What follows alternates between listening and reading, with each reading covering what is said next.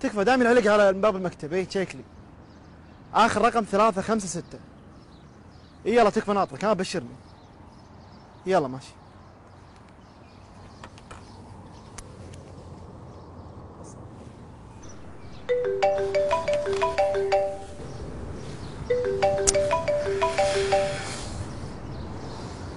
الو. هلا يمه. مشغول الحين مو وقته كلمي محمد انا مشغول. يلا يلا باي. ما اقدر يلا.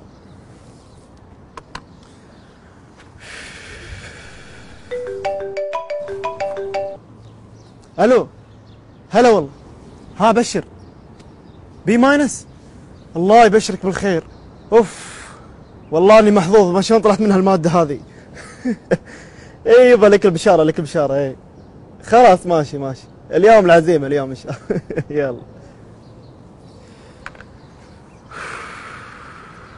اخيرا. تصدق انك محظوظ؟ بخصوص الماده والله مو متصور شلون مشت معاي. يعني الشباب كلهم درسوا وشدوا حيلهم. انا قلت قبل الامتحان بساعتين يمكن على الماشي ومشت على البركه. عرفت شلون؟ والله بس انا ما اقصد هذا الموضوع. ليش تقصد؟ امك تدق عليك. إيه؟ تعرف يعني شنو امك تدق عليك؟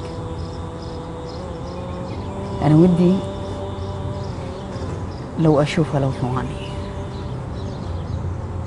فما بالك اسمع صوتها. تدري لو اسمع صوتها يمكن ما اسد التليفون، خليها تسولف ساعات. يمكن انت ما تحس باللي انا احس فيه الحين،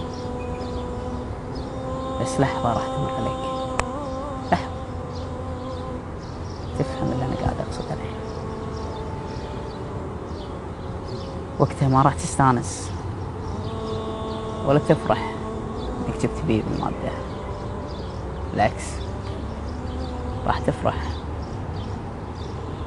اللي دق عليك طلبات ما تخلص. تدري لو أمي عايشة سميها؟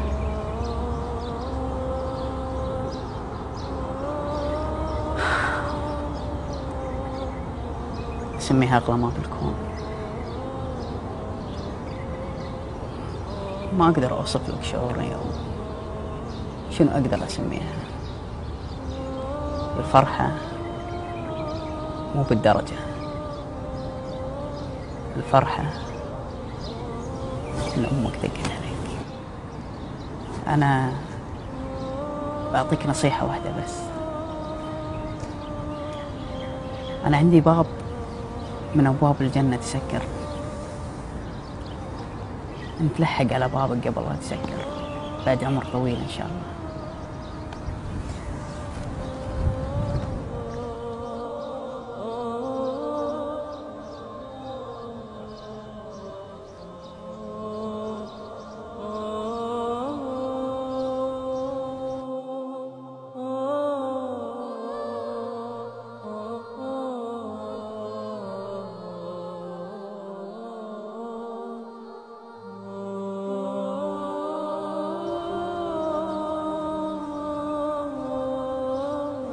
الو.